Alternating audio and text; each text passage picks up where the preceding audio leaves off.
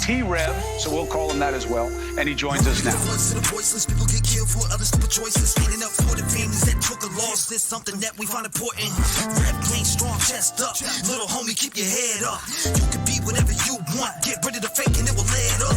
All my life I strive for greatness. I manifested my time with patience. People try to copy us, but respect is earned. It's not an obligation. I love the fam and they love me back, and that's why I always have the backs. I give a voice to those people who were never given a chance for them slimy cats. When you come here, you ain't a number to me. I really take time to read what I see. Don't forget to lock your doors, cause there's danger all up in these streets. Y'all really put life into the air that I breathe. I really am thankful for all of my peeps. Hey there, how are you? Hey, Jennifer, what's going on? Oh man, I'm just, I wore my victory red blazer all yesterday.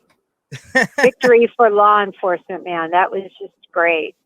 No, it absolutely was, and I covered it. I jumped on it, I think day 11, 10 or 11. I watched it from the start, but I was on a little vacation, and I came back and hopped straight on it. I couldn't resist. And I was thinking about you. When you called that night, I messaged you, and then you called that night. You were on Cuomo, you said. And as soon as you had called me back, everything had picked up on the scanner in the manhunt for Danelo Calvcante. Now, can you educate the audience on what law enforcement went through from the start? Well, when you say from the start, from which point of the start? Are you talking about from the first moment that law enforcement knew there was an escapee, or the start of when they got him? Absolutely. The start of when he actually escaped, like, the manpower that they had to call in and getting these perimeters, because a lot of people were saying, this is one guy. How was he getting away? How was he? Oh, The yes. terrain out there it's very woody. There's a lot of wood. So you got a guy that's 5 foot, 110, 120 pounds soaking wet. This guy is, getting away in these woods, and he's used to the woods because he was out in Brazil, they say, in the jungle. So he was from T-REV, Brazil, which actually is not the jungle portion. It's the wooded portion with plantations and woods and creeks, exactly the same terrain. So this was home to him in terms of, being very adept in that environment, right, T-REV? And so he got a huge head start, remember. They didn't even know he was gone until head count. So his big head start really helped at the end of the day. And so now he's got a big head start. He's in this wooded area. It's so impossible for those listeners who are farm people. Like, I'm a farm girl, grew up on the farm, grew up in woods, grew up in this environment. And I'm telling you, we would play hide and seek. You'd never find anybody. And the terrain, the animals, the insects, the wetness, it is so difficult to maneuver. Remember, the Olympic Park bomber, he disappeared in similar woods in North Carolina. 5 years to find him. The reason he got caught was he came out and he took that van, and that van ran out of gas. If he didn't do that, I don't know when we would have caught him. So you believe that the van was a big breaking point in the manhunt for Danelo Calvcante? It was the breaking point, 100%. He took it, and remember, we were behind the curveball then, too, by hours, because the homeowner that had him on the Ring camera, that was the associate, they immediately called local law enforcement. Well, local law enforcement, it didn't get up to the command post for hours. So now he had that huge head start. And again, so we were way behind again.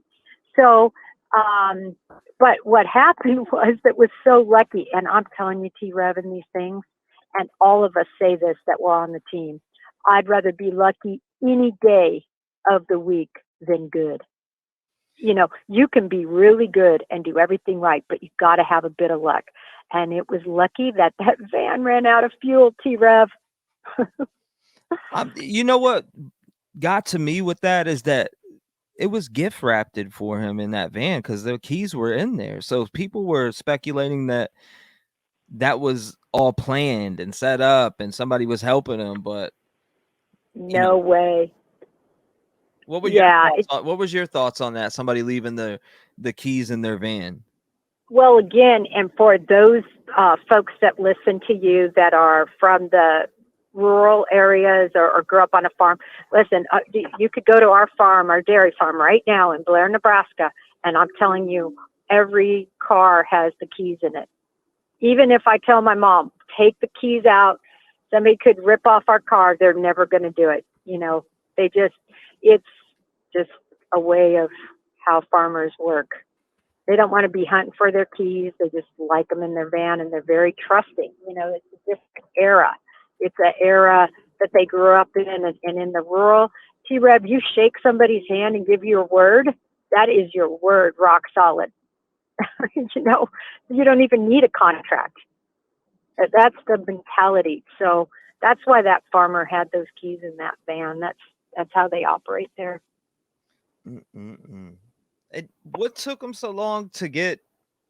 I seen the ATF showed up. What was it, day 13 during the day? I don't know if they were on. That was the first time I had seen him, and a good friend of mine, JLR, was actually out there, boots on the ground before a lot of reporters even got there.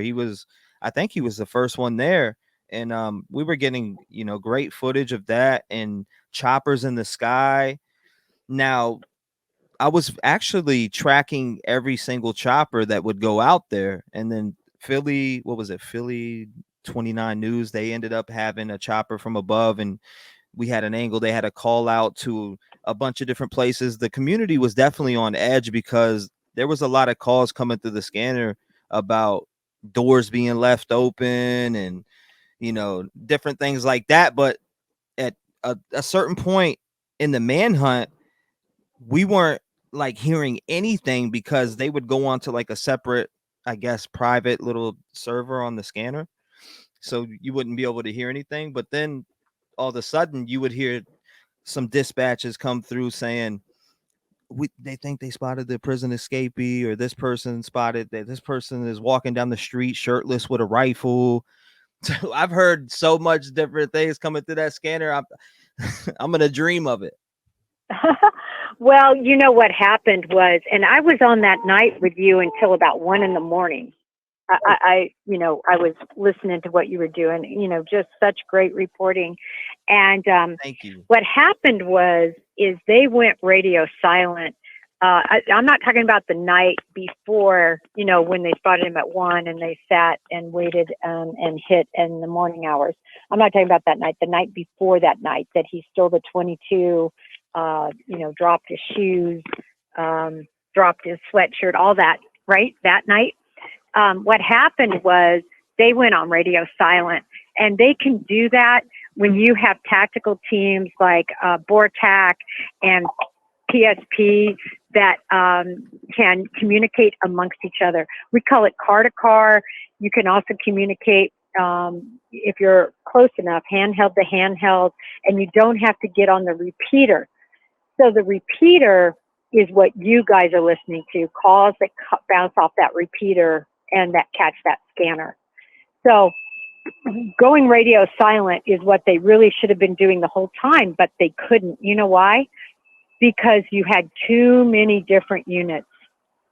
Wow. So the only thing, they had to get on one channel and bounce off that repeater to get comms to everyone.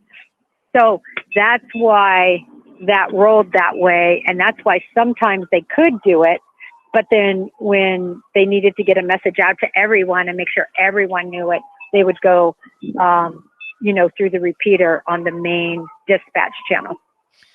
Wow. So here's a question coming in for you from MK. So she said, what if Danelo Calvcante had prioritized stealing fuel from other vehicles over getting further away?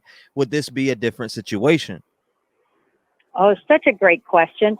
Yeah, I think he made a really crucial error not putting fueling at the top of his list once he had that van. That was a tactical error he made, and he didn't make very many. He was smart enough. He's never going to go to a convenience store. He had no money, right? but he could have tried to siphon something from another nearby farm, possibly.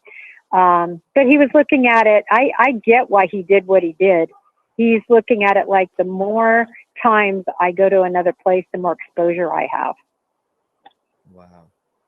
And thank you for answering that. Donna asked, here's Donna. She's got a question coming in. She says, "Hi, Jennifer. Welcome back to the Rev Gang family. Question: does he remain in the United States the entire time, or do they extradite him to Brazil? How does that work?"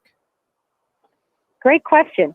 So anytime somebody gets a sentence here that's illegal, they have to do their time first. So he's never going back there. He'll do it all. He'll do all his time here. Yeah, I was kind of figuring that too, because they already said he was already sentenced to life without parole. So where's time to extradite him to Brazil for that homicide? Tammy Fletcher says, what is the decision maker in having a canine? At what point to go after the suspect? How important is it in the eyes of an agent?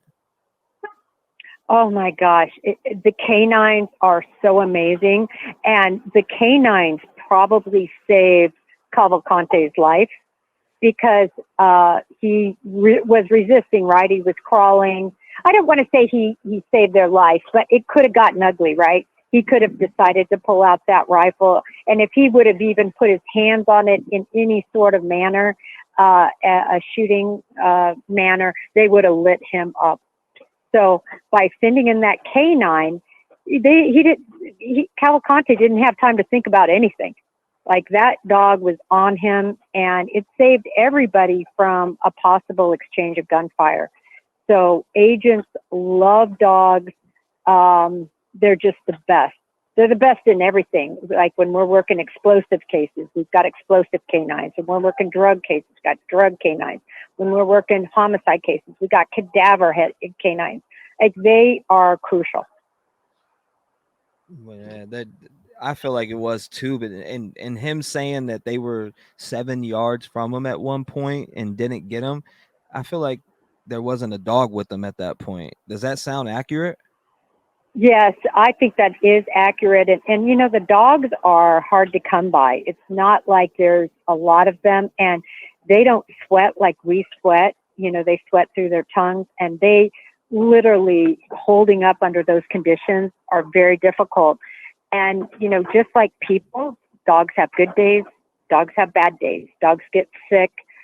You know, Loki, one of the other dogs, had heat exhaustion and had to be hospitalized because those dogs will do anything for their owners.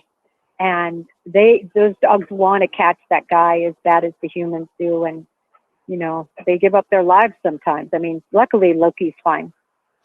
It was sad to hear that. It was sad. It was very sad to hear about the heat exhaustion. And people were asking, do they have dogs out? Do they have dogs out? Do they have dogs out? And I didn't know. And then finally I did hear them say it over the scanner. And then they were talking about the drones that they had in the air. Autumn Mitchell says, question, Jennifer, do you know if anyone is going to get the reward? Excuse me. No one will get the reward. That reward will all go back because it wasn't a citizen, you know, that turned him in or anything. You know, the alarm that hit, it really was, you know, it wasn't related to him burglarizing a place. It got everybody in the right area, again, fortuitous, right?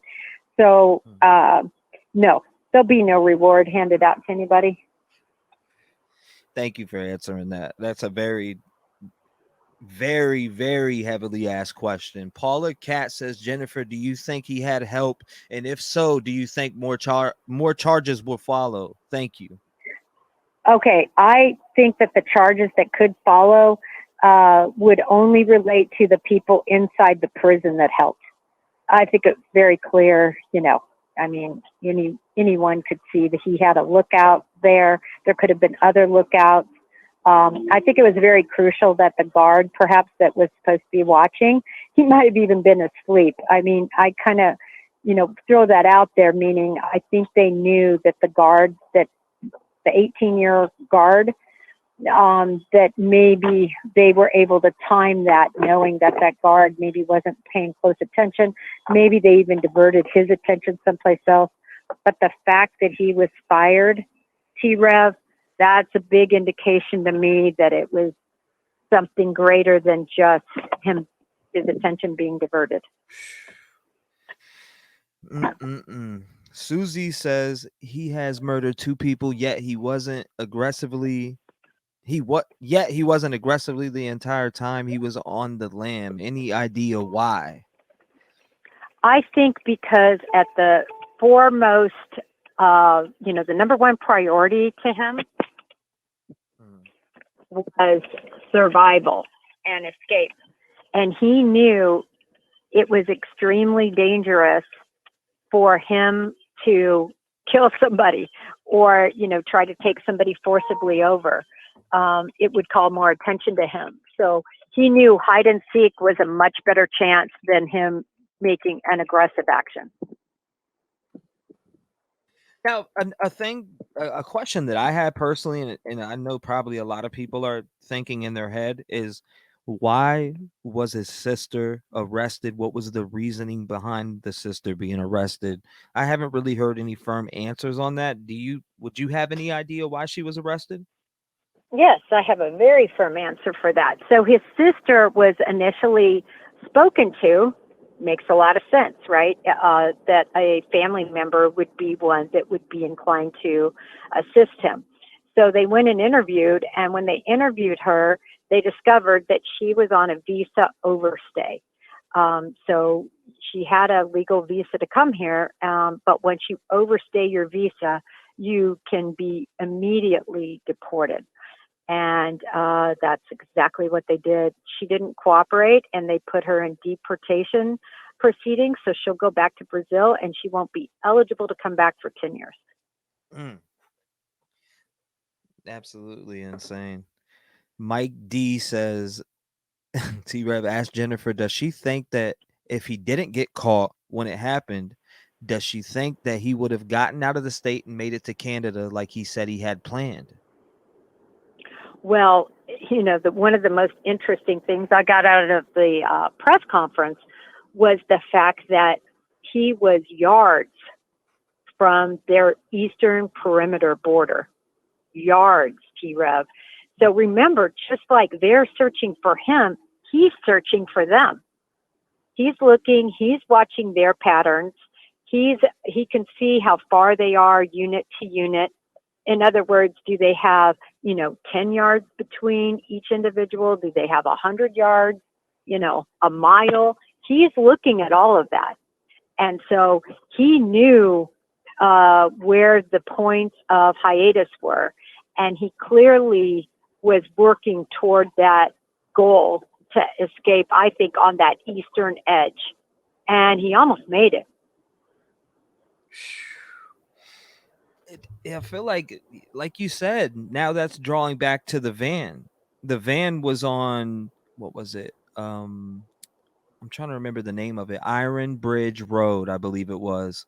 And it was like parked off in the corner. JLR investigates. He actually went directly to the scene where that van was dropped off. And where he was found at wasn't too far from where that van was. So, and also, I don't know if you were tuned in, but there was a call that was out. I'm trying to remember the name of it. It was like Wind Hollow Road. There was a call at Wind Hollow Road. They said they seen a guy in a dark sweatshirt running into the woods. And when that happened, they went to that scene very fast. They had it all closed down. They were in that area, but then all of a sudden they took off. But he got caught 1.6 miles away from where he was allegedly sighted there. Now, I don't know if they confirmed it being him there, but 1.6 miles sounds pretty accurate, because if you look at the wood line, like he could have took the wood line all the way to where he was captured at. So it's pretty interesting on that sighting there on Wind Hollow Road. Well, when you look at, for runners that are your listeners or even hikers, so you can walk Yeah, a very extremely slow pace, a mile in 15 minutes. If you're at all fast paced, you're looking at 10-minute, 10-minute miles. So it wouldn't take him very long to, progress that far at all. So it makes a lot of sense. And, again, it's just a matter of being behind him, a big amount of time. Even if it's 10 minutes, he could be a mile away. Interesting. Beth in Alaska says, question for Jennifer, would canines ever be let go even if the handler cannot see the escaped or the escapee, maybe they meant? Well, not typically, but that's a very interesting question, because if the individual takes off, so say there's a sighting and he lets his dog go to apprehend, and that individual takes off, there's a chance he could sort of be out of view. But that handler is going to be very close by. And remember, those dogs are so well trained, it's amazing. So maybe just a quick whistle could make that dog stop in his tracks. They have different signals and verbal and visual signals for these animals. And so even though it might seem concerning that the dog would be at a distance that the handler couldn't be right there, the handler still is very much in control of that dog. Interesting. Now, have you been around these type of dogs before? I'm sure you have. I'm Yes, asking in general. they are. Some people don't know your background. Maybe some people are familiar with you, and some people aren't. I've looked at your resume, so I know what you've been around, but that's why I have you on the line, because I don't know if you've been a part of like big searches like this, but if you have, what was your experience? So first of all, a huge part of my experiences is being on 3 different SWAT teams, right? I was on the Houston team, the Dallas team, and then the San Juan team. And the Houston team specifically was an enhanced team. So we got called out all over the United States and internationally to assist in different manhunts and different situations that required this type of tactical experience and searching. Sometimes even, one that comes to mind that was very difficult was in Puerto Rico. One in Puerto Rico, but another one in the Virgin Islands. And that happened after Hurricane Maryland. That's bringing me back now to about 1995, if I recall correctly. And what you had was a devastated island. When I say devastated, if you go back and look at the pictures, absolutely devastated. And you had looters.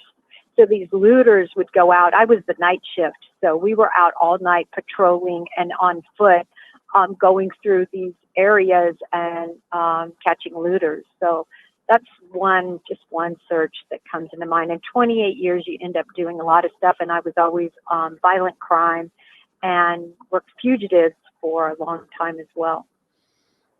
Thank you for sharing that with us. I appreciate that, Jennifer. Now, Bruce Davis says, ask Jennifer what's her thoughts on sisters, and will she ever face charges in the USA? No, she won't. They are going to deport her, and that will be really her punishment for her overstay. It's really hard to prove a negative. What I mean by that, if you don't have any evidence, even though you think that they might have had certain discussions, and I think the lieutenant colonel even said he believed that she had helped him in some way, but they had absolutely no evidence of that, as far as I know. So remember, he didn't have any communication. He didn't have a cell phone or anything that could be tracked.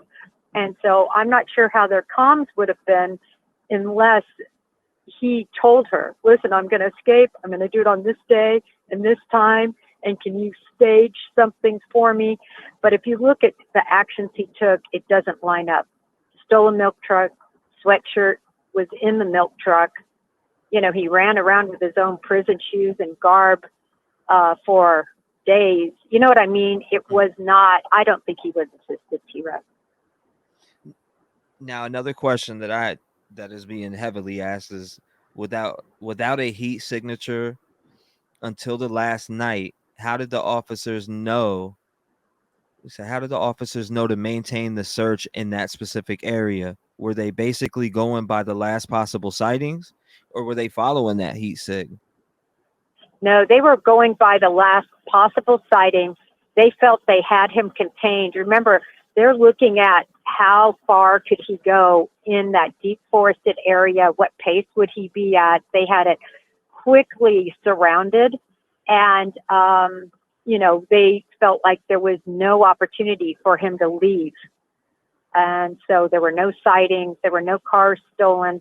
So they were looking at all of those factors.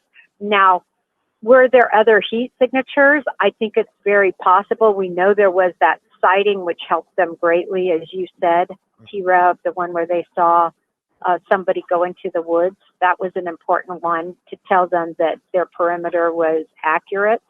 But the FLIR, which is forward-looking infrared, that's what FLIR stands for. We call them FLIRs. They are so important, and they're so amazing. I mean, they can literally see through foliage. I posted some pictures so people could see it, but FLIRs have been used for really decades, and they've only gotten better and better and better. And those heat signatures are really good. But can you imagine, when you're up in the plane, so you're up in the plane as a pilot, which is such a hard job because it's monotonous, right? You're doing circles. And then now you also have in the plane somebody operating the FLIR, looking. And it's monotonous, horrible work, difficult work. I mean, you're seeing raccoons, you're seeing every deer, you're seeing anything that throws off any heat, T-REV. So they were lucky to get that signature, and then they held it and squeezed that perimeter tight over those 7 hours. They were on him. They were on his trail big time. Kelly Fitzgerald says, Jennifer, didn't his sister also clean houses in that area? And some suggest she may have known which houses were vacant. Any thoughts on that? I agree. When I first learned about her being a housekeeper, I thought, ooh, that's some great intel from him. But I think the issue was him finding those houses. Remember, he was in the forest, and just even getting your bearings, as I said, for those people who have ever done land nav, which is something on the teams we always had to do. So, they throw you in the middle of a forest and give you a compass, and you have to try to get your way out. And it's really, really hard, to get your bearings. It's easy to figure out your direction, by the sun. But it's very difficult. And when you have those big forestry umbrellas over you to even make your way anywhere. So imagine him in the middle of this forest, even if he knew an address, trying to get out of the forest, trying to get to the address. So at the end of the day, it wasn't helpful for him. You know what I was thinking too, Jennifer, while I was on this, and I was doing basically 20 hours a day for like 3 or 4 straight days. Now, my thoughts were, what, because I remember in Virginia, they used to go around in a helicopter and have a light shining. They would, have a spotlight shining down. Why weren't they doing that here, or were they? I think there might have been some of that, but they don't really need that now. They have the FLIR. They're able to see heat. So, they don't need to visually see. The FLIR are their eyes. So it wasn't necessary. Plus, the other thing is, when you start shining flashlights, whether your optic is on your weapon or your optic is on a plane or a helicopter, you're letting him know where you're at. Right. So now, you give him another advantage. Oh, they're in this direction. Look at all those lights. I'm going to go in that direction. So, the mantra is speed, surprise, violence of action. And whenever you have these hide and go seek games, it's as important that he doesn't know where you're at. Is it true? No, I seen somebody in chat just said it was Maria. Thank you. She said something about him having a passport from Puerto Rico. What she said, I have to find it exactly. She said, "Question: Did he have a passport to get to Puerto Rico and then to U.S.?" He would have had to have had a passport to go from Brazil to Puerto Rico. But remember, after that, Puerto Rico and the Virgin Islands, all that over there, you don't need a passport. You know, so you can go. I mean, they're U.S. Territories. So that's why I always tell everybody right now it's dangerous in Mexico. Don't go to Mexico. Go to the USVI. You don't even need a passport. So that's why they're also such, sieves really for people who are illegal and people who are criminals to get into the U.S. through those two areas. I was the SSRA, which is the Supervisory Special Agent in charge of the U.S. Virgin Islands. And, that was one of our biggest concerns when I was there. Very interesting. Thank you. Thank you for educating us on that too, because a lot of it is new to, I'm sure, myself and plenty of people in the chat. A question coming in from a scapegoat for life. She says, Jennifer Coffendorfer, why don't they just chip these criminals? There would be no more need for these expensive and dangerous manhunts, in my opinion. I just love that idea. I just love it. They should do it. I think, I'm just talking about for convicted murderers, for kidnappers, for people who are truly such a danger to the public, right? But the problem is there's too many people that are, they're just very empathetic and sympathetic to human situations, and they don't think it's right. Of course, some people argue, well, they could cut it out, but I say they wouldn't cut it out if you put it surgically in by a trained surgeon near their femoral artery. So they'd be taking a huge chance to cut that out, and then of course if they were ever going to get released, then you have it removed, obviously, before they come back out. I love the idea. I just don't think it'll ever happen because there's too many people who just think that is too invasive and not fair and blah, blah, blah. You can tell how I feel. There's a lot of that. Walat Harris says, hi, Jennifer. Do you feel like federal agencies such as the National Guard should have the capability of being dispatched in a much quicker manner by state-run agencies? Also, is Aaron Cap? I don't know what that means. Is Aaron Cap? I'm not sure what that means, but they had federal assets there very quickly. They really did, and a lot of it, they want to handle everything themselves. It's the Pennsylvania State Police. There was an FBI agent that was in my class, and he was former Pennsylvania State Police. That guy was a stud. He knew his stuff. He was just became a great agent and was already an amazing law enforcement officer way before he came to the FBI. So, we're not talking about some bohunk authority. Pennsylvania State Police they are very well trained. They just don't have the numbers. They don't have the assets the federal authorities have and the resources. So I was glad to see, because it doesn't always happen, I promise you, Lieutenant Colonel and other authorities that are in charge, T-REV, some of them, they just think they're so good and they take forever to get the federal officials involved because they don't want, to lose sort of the limelight of, oh, we're in charge, look at what we're doing. And I was so glad that he checked his ego at the door and quickly got federal assets involved. A lot of people were on law enforcement like, man, there's 400 people, one guy, they can't catch him. But the terrain out there, and I'm not making excuses for law enforcement, but the terrain out there is very, very, very heavily wooded area. So for a guy that's 5 foot, he can weasel his way in and out of a bunch of different things. And I was even thinking in my head, cover himself up with mud and put leaves or whatever branches on them to try to blend in. That's just things that I was thinking of in my head. Now, a question coming from Melinda H. She says, where in Virginia was he found right after he killed her? All I keep seeing is he was caught in Virginia. Curious because I live here. I don't know that answer. I did also see he was in Virginia when they initially found him after the murder. But I didn't look into the details of where he was found there. I just didn't do that research because I was so busy researching some of the other components of this. But good question, and I'm sure it's available. I'm sure it's out there, that information. Michael Mason says, why do convicted criminals still have so many rights? Well, we live in the United States of America, and there are a lot of rights given to everybody because I think we're a very empathetic and very human-oriented society.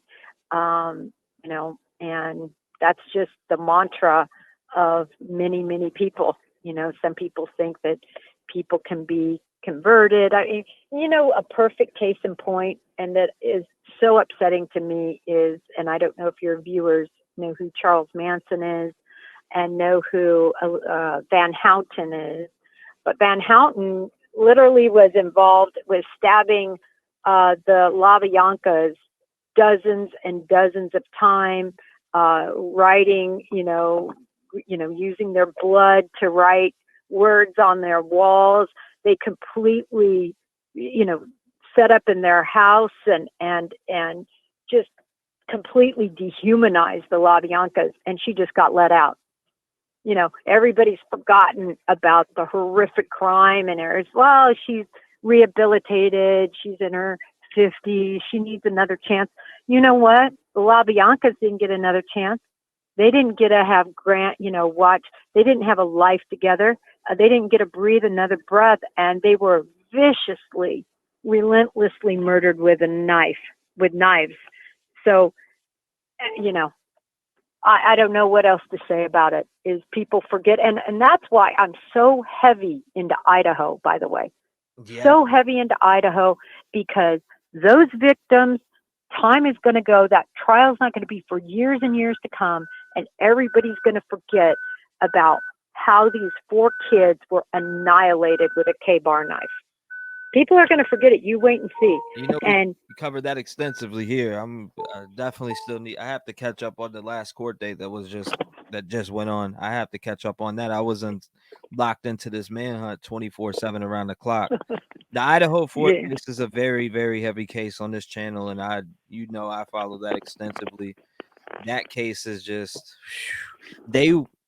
Ethan, Madison, Xana, and Kaylee, they deserve all the justice in the world. They went out, had a beautiful night, and were killed so senselessly. It's super tragic, and man, that captivated the nation. And I still get questions about that case daily. I still do, and that I'm not letting off of that because I feel like here at the Rev Gang family on my channel, we are a voice for the victims, and we keep the victims alive on here as much as possible. Brian Coburger, I guess he was eating up that limelight, not what this manhunt took over, though. The manhunt took over and took his limelight away. So now they're feeling the darkness. It did, but you know what? This whole issue yesterday on cameras, right?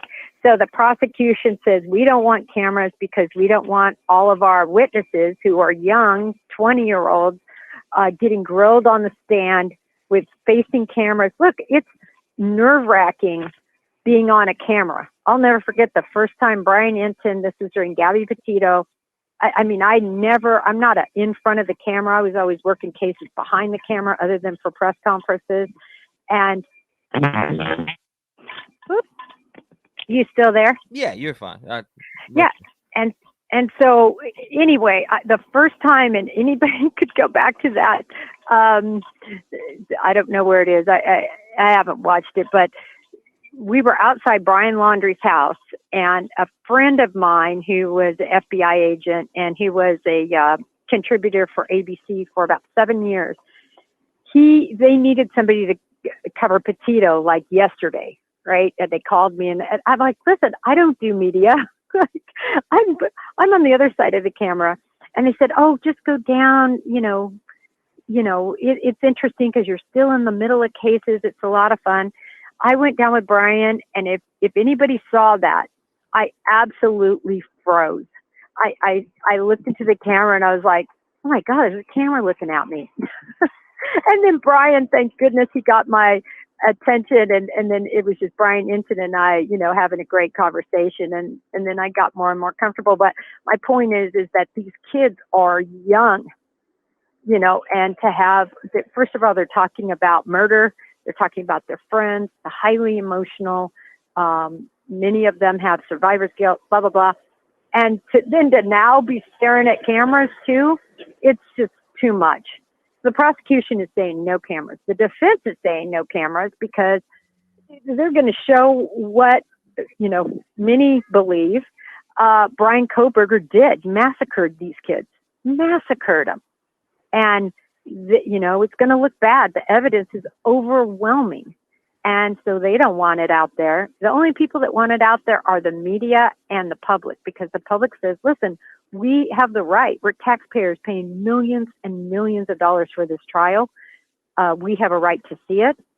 And I think Judge is going to say no cameras. That's just what I think he's going to do. I could be wrong. So we'll just get everything afterwards. That's going to be crappy. Hopefully they don't do that, but... Well, you're going to have media in there. They're going to be in there reporting, live texting, It's not like it's going to be some, in the dark secret thing. There's going to be media, public, families, everybody's going to be there. And they're going to have sketch artists, right? So we're going to see people's faces and what they're doing, what they wear. But I don't know. I mean, the judge might decide with the media, because the media, there's 22 media outlets have come together. And they've said, listen, this is baloney. The public deserves to see what's happening. Oh, somebody said, Donna asked, where can we see the photos of Flare Vision? Okay, if you look, and hopefully you guys follow me on Twitter. I would love to intersect with the T-REV family on a daily basis, because I tweet out every day. That's kind of my only way to communicate. Coffin down for FBI. But I posted images on there. I actually posted images from this case. And then because I knew it was going down, in large part because of T-REV's coverage, I posted that right before, I posted just a little carrot to dangle out there. Oh, the FLIR, about the FLIR, knowing that the takedown was going to happen. I absolutely loved your your profile picture. You got Yoda as your profile picture. I see Libby and Abigail on there from the Delphi case. Absolutely love it. Oh, that's awesome. Yeah, that Delphi case has my heart. I've had that up forever. I'm going to have it up forever until, there's conviction in that case, one way or the other. So it might be up there forever and ever. But Yoda, oh my God, he's the dog. Like, I'm a dog freak. Are you a dog freak? Absolutely. I love dogs. My dog is right next to me right now. I am a dog freak big time. What did this say? Didn't he used to? Okay, I think we asked that one.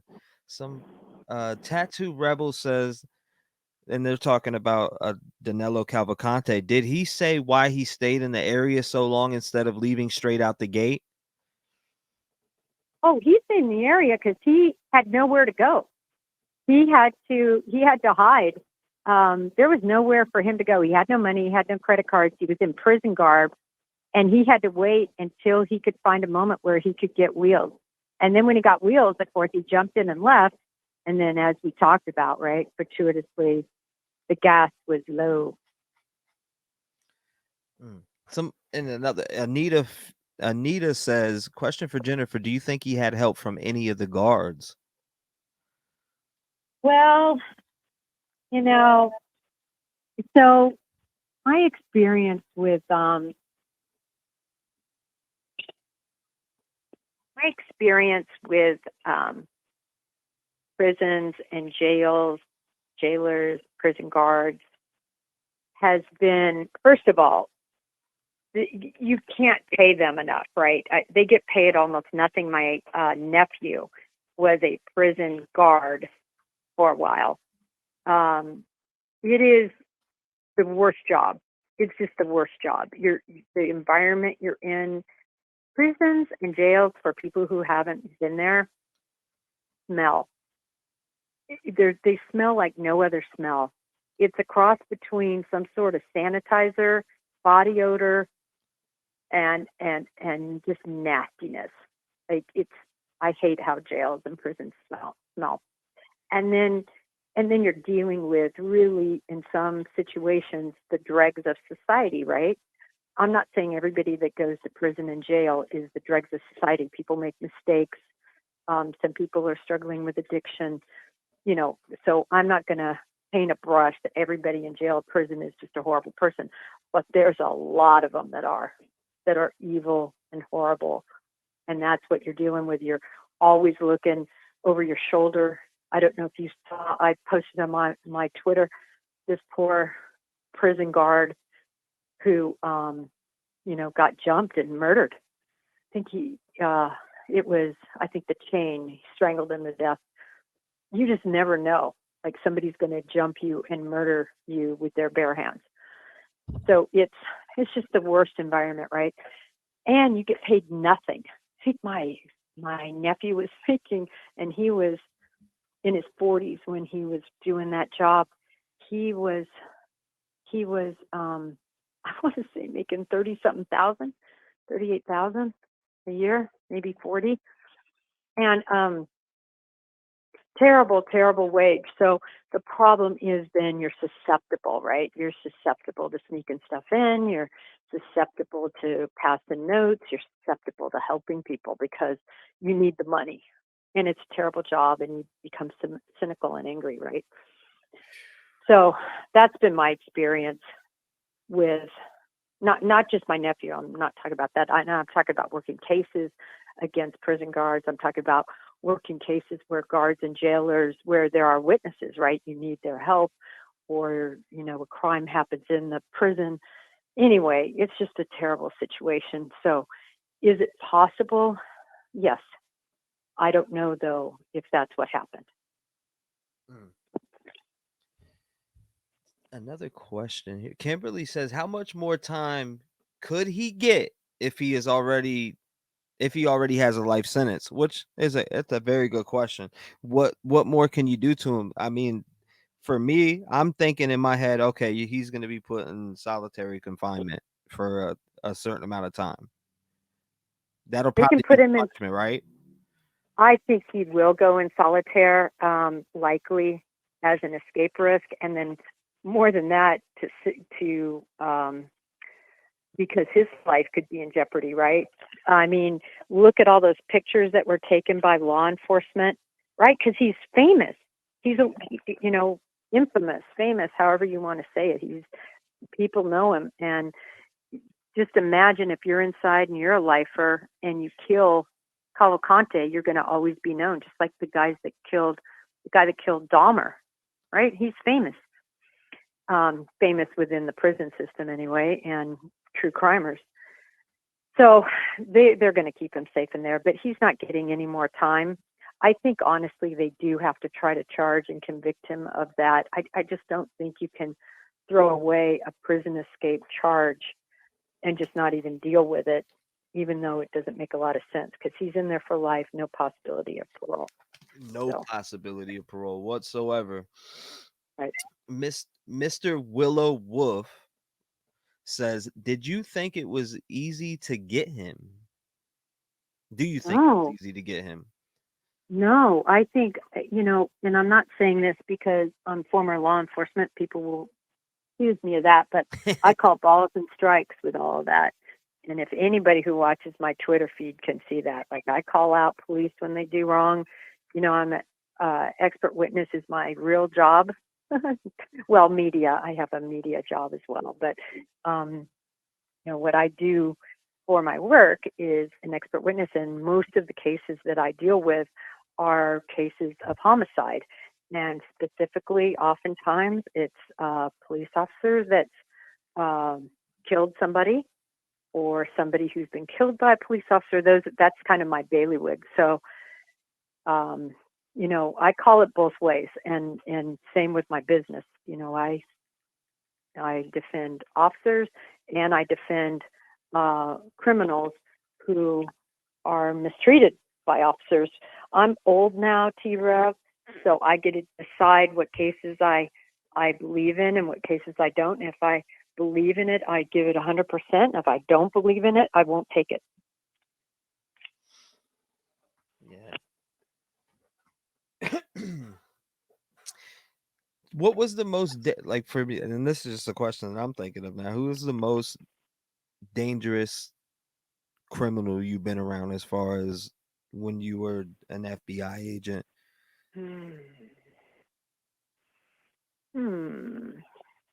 Well, certainly the cartel guys were the worst, like most ruthless. Juan Garcia Brego was arrested during the time when I was in Houston, and the team, was responsible for his transport and him. He was ruthless.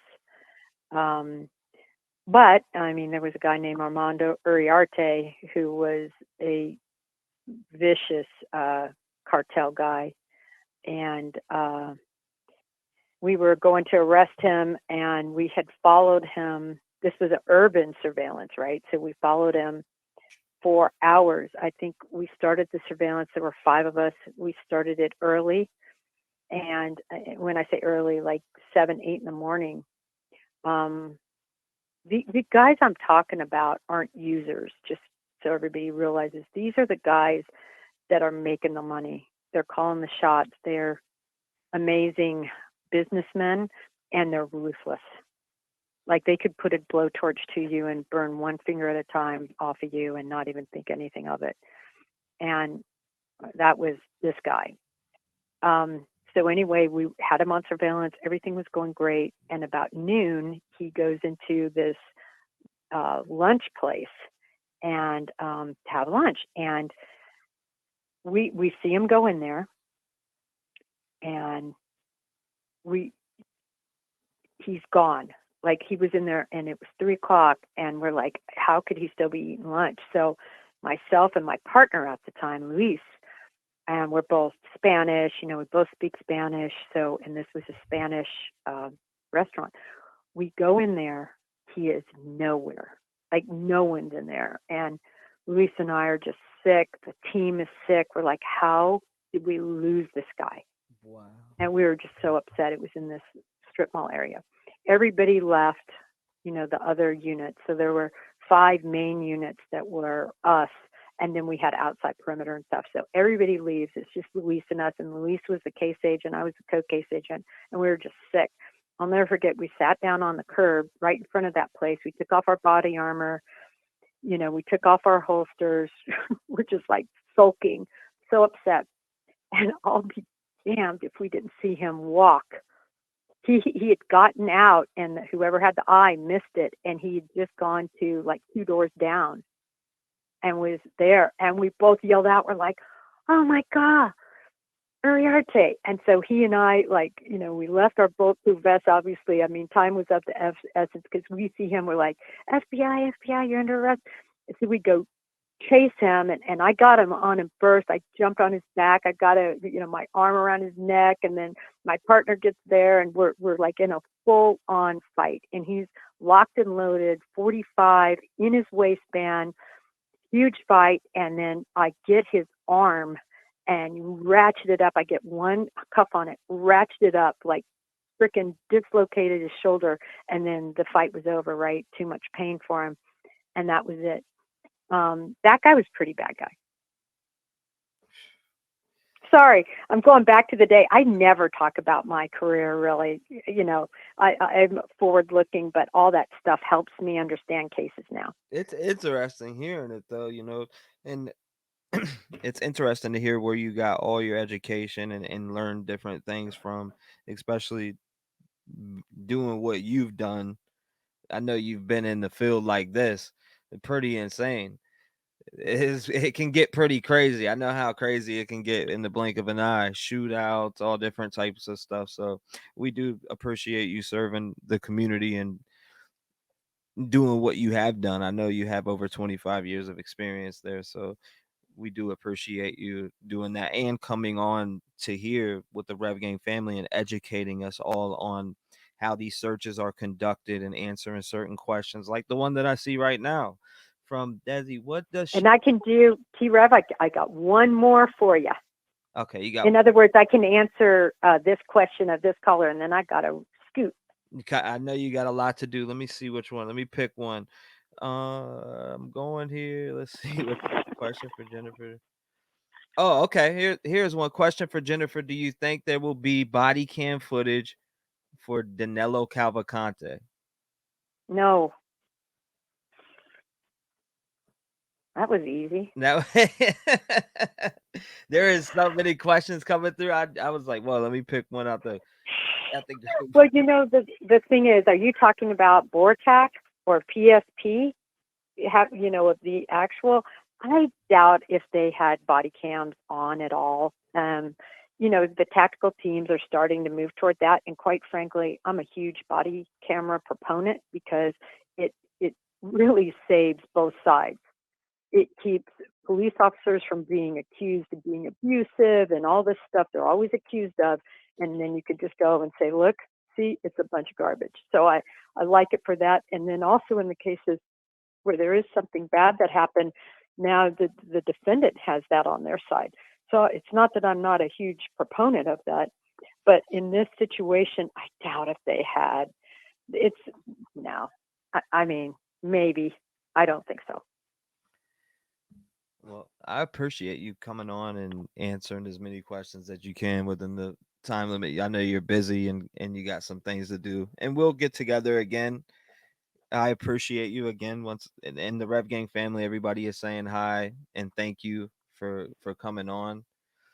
Again, the other Yes. it was so busy when you called. I was like, wow. So you said you had just got off Cuomo and there's a lot of stuff going on. There was just I forget what happened, but when you called, there was just some type of report and it ended up with the helicopter. Well, I think it was Fox 29 News from Philly was out there in the dark. So I pulled that up and it was a very busy time. Man. Oh, no, no worries at all. I was getting back to you because I know you said there were some questions and I had Cuomo that night. And so right when I got off Cuomo, I hit you back up. But no, I was on your live though that whole time till about 1 a.m. My husband was like, what are you doing? I'm keeping track of a fugitive right now with my bud. So anyway, please, all the best to your viewers. Anybody listening to this, seriously, the best questions. Your audience, I don't know what it is, they just get it. So thank you. Tell them thank you. I really like them all. Oh yeah, they can hear you. They can hear you right now. And I appreciate you. Thank you so much for coming on, Jennifer. And I will message you here soon. I did post your Twitter link in the comments for everybody to follow. Everybody go over there and follow Jennifer Coffendorfer. She's always posting very, very, very good insight on all the cases going on around the world. She covers many different cases and it drops knowledge on these cases. So if you're a true crime fan, definitely follow Jennifer on Twitter. Thank you, Jennifer, for coming on. I appreciate you so much. You bet. You have a good one. You Bye, too, everybody. Jennifer. Thank you. Shout out to Jennifer. We appreciate her. It was hard to get to, a lot of the questions. We'll have her on again.